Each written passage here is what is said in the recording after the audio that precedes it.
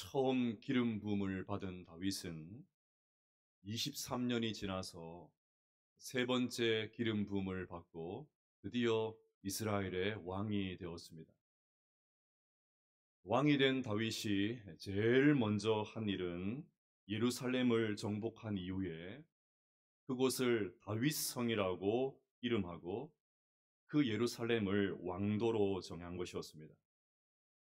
이어서 성벽을 쌓아서 외적의 침입에 단단한 대비를 했습니다.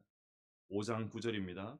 다윗이 그 산성에 살면서 다윗성이라 이름하고 다윗이 밀로에서부터 안으로 성을 둘러 쌓으니라.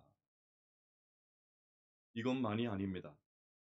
두로왕 히람이 석수와 목수들을 보내어서 다윗이 살 왕궁을 공짜로 지어 주었습니다. 예루살렘 성과 왕궁 정비까지 다 마쳤으니까 이제는 정말 다윗에게 부족한 것이 없어 보입니다.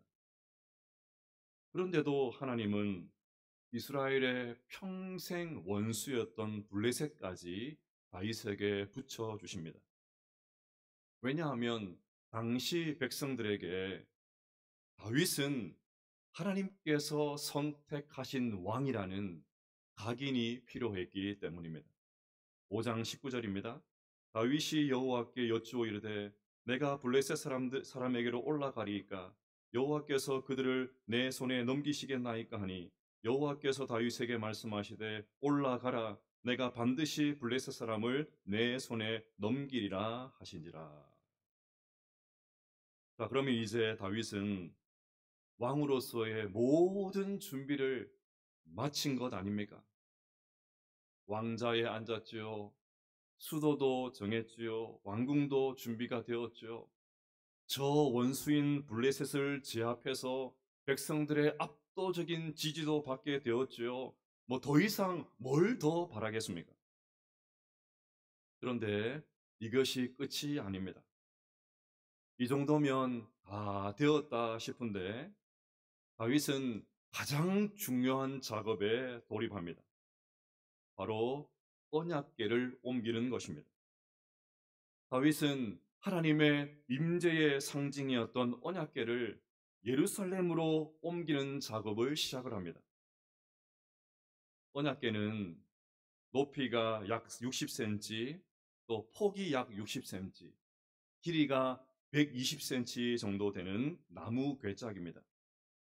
언약궤 속에는 하나님의 말씀을 상징하는 십계명 돌판, 하나님의 공급하심, 먹여주심을 상징하는 만나, 그리고 하나님의 인도를 상징하는 아론의 쌍난 지팡이가 들어 있었습니다. 그런데 이 세 가지 가운데 가장 중요한 것이 하나님의 말씀을 상징하는 십계명 돌판이었기 때문에 이 궤를 언약궤 혹은 법궤라고 부르는 것입니다. 다윗이 왕이 된 이후에 이 언약궤를 옮기는 작업에 착수합니다. 다윗이 이러는 이유를 알기 위해서는 지금 언약궤가 어디에 있고 어떤 상태에 있는지를 알아야 됩니다. 언약궤는 출애굽한 이스라엘 백성들이 광야 생활을 할 때부터 있었습니다. 나중에 이스라엘 백성들이 가나안 땅에 들어온 다음에는 길괄과 베델에 있다가 사사시대에는 실로에 있는 성막 안에 줄곧 있었습니다. 그러던 중에 엘리 제사장 시절에 이스라엘과 블레셋이 전쟁을 하게 되었는데 언약궤를 가지고 나가면 이길 수 있다는 생각을 가지고 블레셋과의 전쟁에서 그 언약궤를 가지고 출정했습니다. 그런데 크게 지는 바람에 결국 블레셋에게 이 언약궤를 빼앗기고 말았고 무려 7개월 동안이나 블레셋의 수중에 있게 됩니다. 처음에 블레셋 사람들은 언약궤를 빼앗아 온 것을 너무너무 좋아했습니다. 그래서 이 언약궤를 자신들이 섬기는 다곤 신전 안에 넣어두었는데 이게 웬일입니까? 언약궤를 넣어두었던 그 다곤 신상 안에 있는 모든 신상들이 완전히 박살이 났습니다. 너무 놀란 나머지 다른 곳으로 옮겼는데 그곳에서도 독종이 생기는 바람에 서둘러서 다시 이스라엘로 보내버립니다. 언약궤가 이스라엘로 돌아오는 것도 쉽지가 않았습니다. 언약궤를 수레에 싣고 베세메스로 보냈는데 베세메스 사람들이 언약궤 안을 들여다보다가 무려 70명의 사람들이 그 자리에서 세상을 떠나고 말았습니다. 그러자 또 베세메스 사람들이 너무 두려운 나머지 이 언약궤를 기랏 여아림으로 보냈고 결국 언약궤는 기앗 여아림에 사는 아비나답의 집에 있게 됩니다.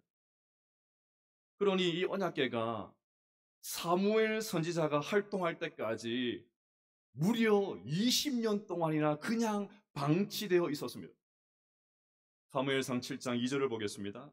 궤가 기랏 여아림에 들어간 날부터 20년 동안 오래 있은지라. 앞서 언약궤는 하나님의 임재의 상징이라고 했죠. 하나님은 우리 눈으로 볼 수가 없습니다. 그래서 이스라엘 백성들은 언약궤를 보면서 하나님께서 자신들과 함께 하신다는 것을 확인을 했습니다. 그러면 이렇게 중요한 언약궤가 20년 동안 방치되어 있었다면 이스라엘의 초대 왕이었던 사울이 그 방치되어 있었던 언약궤를 가지고 왔어야 됩니다. 하지만 사울은 언약궤에 전혀 관심이 없었습니다. 그러면 무엇입니까? 지금 다윗이 언약궤를 가지고 오려고 할 때까지 이 언약궤가 무려 50년 동안이나 방치되어 있었다는 말입니다. 50년이 지났는데도 아무도 언약궤에 대해서 관심을 두지 않았습니다. 아마 그 기간 동안 이스라엘 백성들의 기억 속에는 이 언약궤가 완전히 잊혀져 버렸겠죠. 아니, 더 정확하게 말하면 언약궤가 있어야 될 필요를 느끼지 못했을 것입니다. 우리도 다른 나라들과 같이 눈에 보이는 왕을 가지게 되었는데 그 나무 상자 뭐가 필요하냐? 사울 왕 또한 내가 왕인데 또 다른 왕이 또 뭐가 필요하냐? 그랬을 가능성이 매우 높습니다.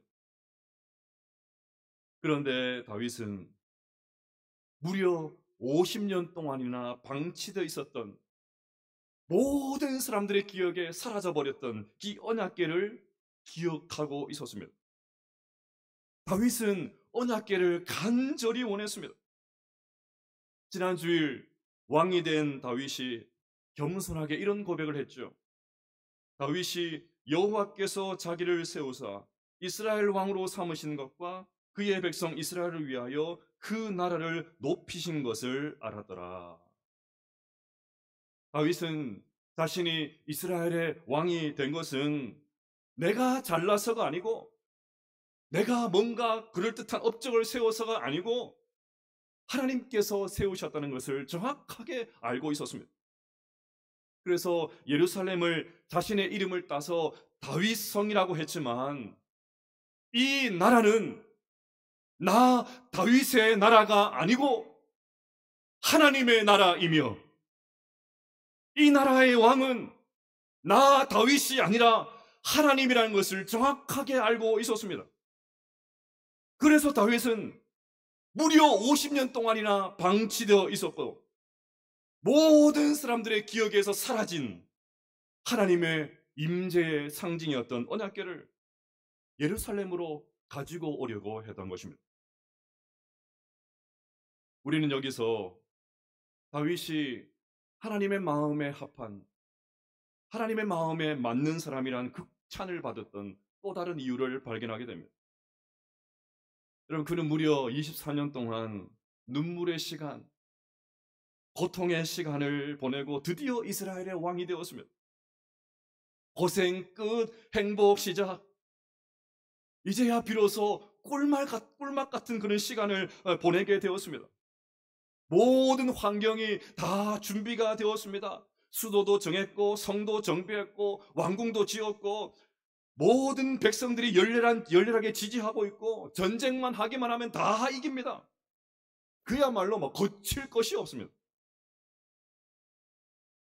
그런데 다윗은 이런 평안이 찾아왔을 때, 모든 환경이 조성되었을 때, 모든 것이 자기를 중심으로 돌아갈 때 오히려 하나님을 더 간절하게 찾습니다. 하나님을 가까이 모시고 싶어 합니다. 온 백성들에게 이 나라의 왕은 내가 아니라 하나님이라는 사실을 선포합니다. 하나님을 곁에 모시고 하나님을 예배하고 싶어 합니다.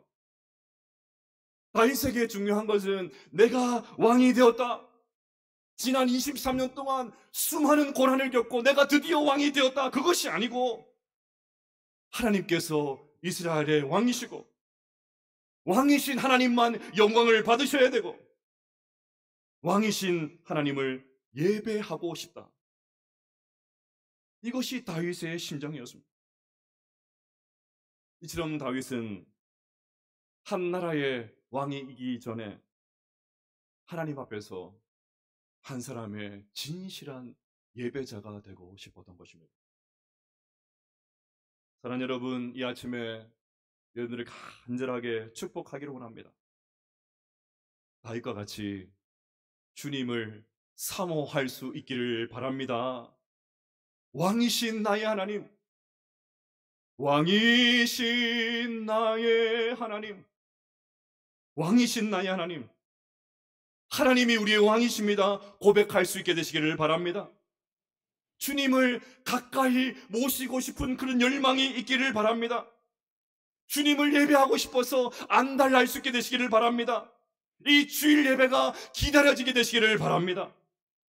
다윗과 같이 하나님을 찾고 또 찾는 진실한 예배자 우리 모두가 되시기를 주님의 이름으로 축복합니다. 자, 그래서 오늘은 다윗이 이 언약궤를 예루살렘으로 옮기는 것을 통해서 예배의 두 가지 중요한 본질을 함께 살펴보려고 합니다. 첫째로 예배는 하나님의 말씀에 순종하는 것입니다. 뭐에 순종하는 거라고요? 하나님의 말씀에 순종하는 것. 그것이 예배입니다. 언약궤 이동 작업에 착수한 다윗은 무려 3만 명을 동원해서 언약궤를 옮깁니다. 1절과 2절 말씀 같이 한번 읽어보실까요? 시작. 다윗이 이스라엘에서 뽑은 무리 3만 명을 다시 모으고 다윗이 일어나 자기와 함께 있는 모든 사람과 더불어 바알레 유다로 가서 거기서 하나님의 궤를 메어오려 하니 그 궤는 그룹들 사이에 자정하신 만군의 여호와의 이름으로 불리는 것이라. 아멘. 앞서 말씀드린 대로 언약궤는 그렇게 크지가 않습니다. 그런데 다윗은 그 크지 않은 궤를 옮기면서 무려 3만 명을 동원합니다. 무슨 이 작은 궤를 옮기는데 3만 명을 동원합니까? 너무 오버하는 것 아닙니까? 너무 과한 것 아닙니까? 너무 오지랖이 넓은 거 아닙니까? 이 작은 궤를 옮기에 무슨 3만 명이 필요합니까? 그런데 여러분, 그것이 하나님을 향한 다윗의 마음이었습니다. 하나님을 모시는데 정성을 다하고 싶었습니다. 국빈 대우를 드리고 싶었습니다. 그래서 다시 1절을 보십시오. 이 3만 명을 뽑았다고 되어 있습니다. 그냥 아무나 데리고 가서 가지고 온 것이 아니고 고르고 고르라서 뽑은 3만 명에게 이 언약궤 운반을 맡겼던 것입니다. 이것만이 아닙니다. 3절을 보십시오. 그들이 하나님의 궤를 새 수레에 싣고 산에 있는 아미나답의 집에 나오는데 아미나답의 아들 우사와 아효가 그 새 수레를 모으니라. 다윗이 선발된 이 언약궤 운반팀이 이 언약궤를 새 수레에 옮겨 담습니다. 여러분, 새 수레는 달구지나 리어커가 아닙니다. 지금으로 치면 최고급 승용차입니다. 조금 실감나게 표현을 하면 수억 원에 달하는 벤츠 마우바흐, 롤스로이스, 벤틀리, 드러나 보셨습니까? 벤틀리. 수억에 달하는 그런 최고급 승용차에 이 언약궤를 실었다는 말입니다. 다윗이 이렇게 한 이유도 알 수 있지요. 흔들리지 않는 편안함. 흔들리지 않은 편안함. 편안하게, 안전하게, 흔들림 없이 이 언약궤를 옮기고 싶었던 것입니다. 이런 다윗의 마음에 누가 딴지를 걸 수 있겠습니까? 오히려 하나님에게조차 점점 냉담해지는, 하나님을 예배하는데도 이렇게 표정이 없는, 하나님을 예배하면서도 너무나도 냉담한, 우리가 배우고 적극적으로 따라야 될 모습 아닙니까? 그런데 이런 다윗의 정성과 마음이 오히려 큰 시험거리가 되고 말았습니다. 6절을 보십시오. 그들이 나곤의 타작마당에 이르러서는 소들이 띠므로 웃사가 손을 들어 하나님의 궤를 붙들었더니, 여러분 3만 명이 길게 줄을 지어가지고 언약궤를 싣고 오는 장면을 한번 상상해 보십시오. 그야말로 장관이었겠죠. 3만 명이 줄을 지어서 50년 동안 잊어버렸던 그 언약궤 몰고 오는데 말할 수 없는 감격과 기쁨을 가지고 행진하고 또 행진했을 것입니다. 그런데 갑자기 사건이 터집니다. 언약궤가 다곤의 타작마당에 도착했을 때 소들이 막 뛰는 바람에 수레가 막 흔들렸고, 이 언약궤가 떨어질 것을 염려한 웃사가 반사적으로 언약궤를 붙잡았습니다. 우리가 그 자리에 있어서도 틀림없이 그랬을 것입니다. 하나님의 임재의 상징인 언약궤가 땅에 떨어져서 박살나면 어떻게 됩니까? 그러니까 막 떨어지기 전에 당연히 붙잡아야 되죠. 그런데 당연한 일을 한 이 웃사에게 어떤 일이 벌어졌는지 아십니까? 7절입니다. 여호와 하나님이 웃사가 잘못함으로 말미암아 진노하사 그를 그곳에서 치시니 그가 거기 하나님의 궤 곁에서 죽으니라. 아니, 떨어져서 박살이 날 그런 처지에 있는 언약궤를 붙들었는데, 떨어지지 않도록 붙잡았는데 웃사가 그 자리에서 즉사하고 말았습니다. 다시 당시 상황을 한번 상상해 보십시오. 그 좋던 분위기가 차갑게 식어버리지 않았겠습니까? 그 감격스러운 현장이 찬물을 막 끼얹듯이 완전히 분위기가 다운되어 있지 않았겠습니까? 그러면 누가 언약궤를 옮기려고 하겠습니까? 도대체 이게 뭡니까? 진짜 여러분, 어느 공동체가 하면 분위기 파악 못하는 사람도 한 사람이 있잖아요. 그 좋은 분위기를 완전히 얼어붙게 만드는 그런 사람들이 있잖아요. 하나님께서 꼭 그러시는 것 같습니다. 아니, 하나님께서 왜 이렇게 분위기 파악을 못하십니까? 갑분싸. 갑자기 분위기가 싸해졌습니다. 아니나 다를까 이 광경을 본 다윗이 격분합니다. 8절을 보십시오.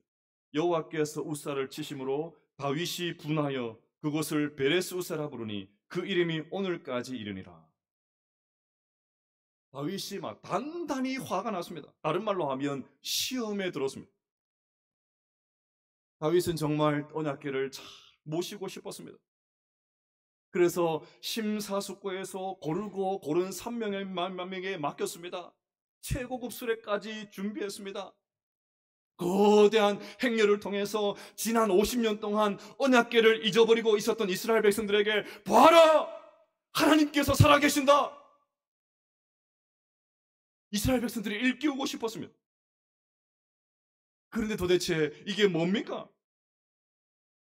하나님께서 이런 다윗의 마음을 왜 몰라주십니까? 다윗의 체면이 뭐가 됩니까? 백성들이 뒤에서 얼마나 수군거리겠어요? 하나님 선택하신 왕이 맞나? 얼마나 수군. 그래서 다윗이 화가 나서 막 미칠 지경입니다. 우리는 다윗이 화를 내는 것을 막 충분히 이해할 수 있죠. 자, 그런데 여기서 우리는 좀 정신을 차리고 평정심을 유지를 하고 도대체 왜 하나님께서 이렇게 하셨을까? 왜 이 좋은 분위기를 깨셨을까? 물어보아야 됩니다. 민수기 4장 15절 말씀을 같이 한번 읽어보겠습니다. 시작. 진영을 떠날 때에 아론과 그의 아들들이 성소와 성소의 모든 기구 덮는 일을 마치거든 고앗 자손들이 와서 맬 것이니라. 그러나 성물은 만지지 말라. 그들이 죽으리라. 회막 물건 중에서 이것들은 고앗 자손이 맬 것이며. 아멘. 하나님께서는 언약궤 운반과 관련된 분명한 지침을 주셨습니다. 언약궤는 반드시 레위 지파 중에 고앗 자손들이 어깨로 메서 옮겨야 되고 어느 누구도 언약궤를 만져서는 안 된다는 것이었습니다. 그런데 다윗은 언약궤를 소가 끄는 새 수레에 실었고 굿사가 언약궤에 손을 대었습니다. 하나님의 말씀을 위반한 것입니다. 그래서 하나님께서 굿사를 치셨습니다. 여러분들 표정을 보니까 여전히 하나님 과하시다. 아무리 그래도 그렇지 너무 과하시다. 그런 표정이십니다. 여러분, 우리는 동기만 순수하면 괜찮다고 생각합니다. 언약궤를 잘 모시고 싶은 다윗의 마음 얼마나 순수합니까? 그런데 동기만 순수해서는 안 됩니다. 방법도 순수해야 됩니다. 네, 당연히 하나님께 가장 좋은 것 드려야 됩니다. 하나님 앞에 예배를 드릴 때 가장 좋은 것 드려야 됩니다. 그런데 가장 좋은 것은 내가 결정하는 것이 아니고 하나님께서 결정하시는 거예요. 아무리 3만 명을 동원하고 세수레를 준비하고 뭐 삐까번쩍하게 모든 것을 준비해도 하나님의 말씀에 부합하지 않으면 하나님께 그 예배를 받지 않으신다는 것입니다. 너무너무 중요한 말씀 아닙니까? 그래서 여러분, 하나님께서 지금 우사를 치심으로 사실은 다윗에게 이렇게 말씀하시는 것입니다. 다윗아, 너 왜 성경대로 안 하냐? 왕인 네가 말씀대로 안 사는데 앞으로 백성들이 무슨 말씀대로 그렇게 순종할 것을 기대할 수 있겠냐? 예배는 네 만족을 위해서 드리는 것이 아니고 내 말씀에 순종하는 거야. 그게 진짜 예배야. 그래서 하나님께서 우사를 치시면서 사실은 다윗에게 무섭게 화를 내고 계시는 것입니다. 하나님께서 이 멋진 3만 명이 아니고 몇 안 되는 초라한 고앗 자손이 매라고 하시면 고앗 자손이 매어야 됩니다. 어깨에 메고 옮기라고 하시면 아무리 볼품도 없고 모양도 빠지고 힘들어도 어깨로 메고 올라가야 됩니다. 내 생각대로 하나님을 섬기는 것이 아니라 하나님의 말씀에 순종하는 것. 그것이 진짜 예배입니다. 여러분, 예배는 이 종교 의식에 참여하는 것 정도가 아닙니다. 주일이 되면 예배당에 와서 이 1시간 동안 앉아 있는 것, 이 종교 의식에 내 몸이 들어가 있는 것, 그것이 예배가 아닙니다. 예배당에 1시간 동안 앉아 있어 갔다고 예배를 하나님께서 받으시는 것이 아닙니다. 여러분, 오늘과 같이 잘 차려입고 곱게 단장하고 립스틱 짙게 바르고 그렇게 단장해서 예배에 참석했다고 하나님께서 이 예배를 받으신 것이 아니라고요.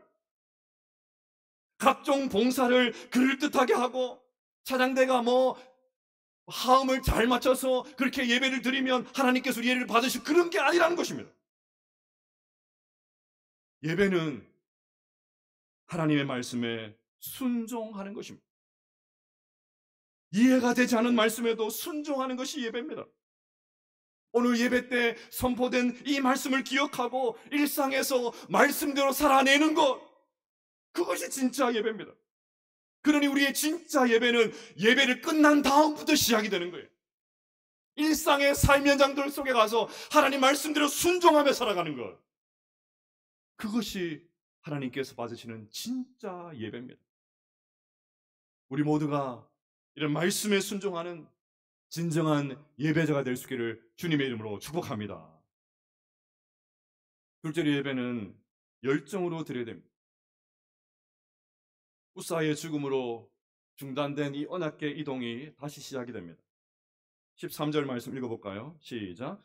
여호와의 궤를 맨 사람들이 6걸음을 가매 다윗이 소와 살찐 송아지로 제사를 드리고. 여호와의 궤를 맨 사람들, 이번에는 하나님의 말씀대로 언약궤를 메고 이동을 합니다. 하나님께서 우사 사건을 통해서 다윗에게 하시는 말씀을 다윗이 알아들었다는 말입니다. 자, 여기서 중요한 것이 드디어 언약궤가 예루살렘으로 들어올 때 다윗의 모습입니다. 14절 말씀도 한번 읽어보십시다. 시작. 다윗이 여호와 앞에서 힘을 다하여 춤을 추는데 그때에 다윗이 배 에봇을 입었더라. 아멘. 다윗은 하나님을 모시는 기쁨이 얼마나 컸던지 덩실덩실 춤을 춥니다. 50년 동안 잊혀져 있었던 그 언약궤, 아무도 찾지 않았던 그 언약궤, 드디어 예루살렘으로 들어오는 모습을 보면서 너무 감격스러운 나머지 덩실덩실 춤을 춥니다. 여러분, 유교의식이, 유교의 뿌리가 강한 우리나라는 채통과 체면을 중요하게 생각하죠. 그런데 여러분, 이스라엘 백성들은 우리나라보다 훨씬 더 심합니다. 그런 사회에서 왕이 품위 있게, 품격 있게 채통 지키는 건 얼마나 중요합니까? 그런데도 왕인 다윗이 하나님을 모시는 기쁨을 주체할 수 없어서, 하나님을 예배하는 기쁨을 주체할 수 없어서 막 춤을 춥니다. 나중에 다윗의 아내인 미갈이 다윗이 이 춤을 추는 모습을 보고는 바가지를 걸습니다. 그래서 다윗이 21절에 이렇게 단호하게 말합니다. 이는 여호와 앞에서 한 것이니라. 이는 여호와 앞에서 한 것이니라. 그리고 한술 더 떠서 이렇게 말합니다. 내가 여호와 앞에서 뛰놀리라. 진짜 왕이신 하나님이 나의 앞으로 들어오고 계신데, 진짜 왕이신 하나님이 내 앞에 계신데 내가 이스라엘의 왕이다, 그것이 무슨 소용이 있냐는 것입니다. 진짜 왕이 저기 계신데 한낱 이스라엘의 왕, 그 타이틀이 뭐가 중요하다는 것입니다. 막 춤을 춥니다. 사랑하는 여러분, 우리도 예배 드릴 때 이런 마음으로, 이런 열정으로 예배를 드려야 됩니다. 어떤 목사님은 이렇게 얘기하시더라고요. 공자가 죽어야 예배가 산다. 공자가 죽어야 예배가 산다. 전부 다 점점 빼고 앉아가지고 예배 역동성이 없다는 거죠. 물론 저는 소리를 크게 내고 열광하고 박수 치는 거 사람의 기질에 따라 다 다를 수 있다고 생각합니다. 내향적인 분들, 조용한 성격을 가지신 분들은 열광적으로, 열정적으로 찬양하는 것이 어렵죠. 그래서 겉으로 열광하는 것보다 마음이 훨씬 더 중요합니다. 겉으로는 표현을 잘 못해도 마음에는 열정이 있어야 됩니다. 마음마저 냉담해지면 안 돼요. 마음마저 무관심해지면 안 됩니다. 그래서 표정 피셔야 돼요. 지금 우리 여호와 앞에 있잖아요. 아멘. 하나님 앞에 있잖아요. 근데 표정이 왜 그 모양이십니까? 표정을 피셔야 된다니까. 겉모습은 막 그렇게 못해도 내 마음마저는.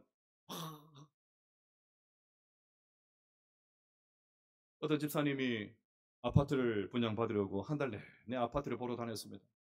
모델하우스를 오르락 내리락 하면서 열심히 쫓아다녔습니다. 정신없이 그렇게 주일을 보내다가 여전도에 헌신 예배를 드리게 되었습니다.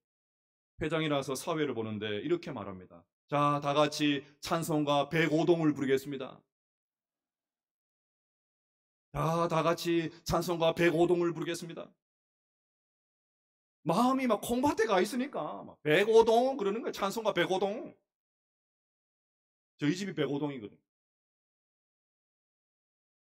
그냥 여기 앉아 있다가 가는 게 중요한 게 아니고 한 번 예배를 드려도 마음을 다해 드린 예배.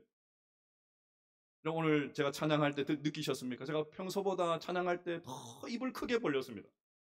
왜냐하면 이 구절, 이 설교 구절 때문에. 찬송 한 절 한 절을 가사를 생각하면서 힘껏 부르셔야 됩니다. 마음을 다해서 한번 불러보십시오. 입을 쫙쫙 벌려가지고 그렇게 불러보십시오. 마음이 뜨거워집니다. 부르는 둥 마는 둥 막 입만 살짝 살짝 뭐 하는지 모르겠어요. 저는 하나님 앞에 예배를 드린다, 하나님께서 이곳에 계신다 하는데 입술을 막 떼는 둥 마는 둥 입을 쫙쫙 벌려야 돼요. 입을 쫙쫙 벌려가지고 안수이사님들 장로님들이 대표기도 하시면 오늘 왜 이렇게 기나? 그렇게 하지 마시고 아멘 아멘 그렇게 동참하는 거예요. 설교를 들을 때도 주여 말씀하옵소서 주의 종이 듣겠나이다 이런 마음으로 경청하는 것입니다. 은혜가 되는 대목이 나오면 다른 사람 신경 쓰지 말고요. 공자가 죽어야 된다니까요. 다른 사람 신경 쓰지 말고 아멘 아멘 이런 측면에서 중층에서 예배드리는 아하부 공동체에서 오는 우리 형제 자매들이 얼마나 귀한지 몰라요. 얼마나 아멘 잘합니까? 진짜 하나님 앞에 예배 잘 드리거든요. 아멘 아멘 박수 한번 쳐주시면 좋겠어요.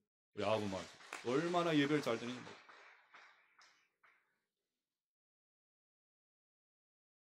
사랑하는 여러분, 우리도 이런 하나님 앞에 예배를 드렸으면 좋겠습니다. 하나님께서 우리의 왕이 되십니다. 하나님 우리의 왕이 되십니다. 그러니 예배에 참석하는 것으로 만족하지 말고 왕이신 하나님께서 말씀하실 때 그 말씀에 순종할 수 있게 되시기를 바랍니다. 우리의 왕이신 하나님 앞에 내가 여호와 앞에서 드리는 것이다. 하나님 앞에서 나는 계속해서 뛰놀리라. 왕이신 하나님 앞에 열정을 다하여 예배를 드리시기 바랍니다. 그래서 우리 모두도 다윗과 같은 신실한 예배자, 참된 예배자가 되시기를 주님의 이름으로 축복합니다.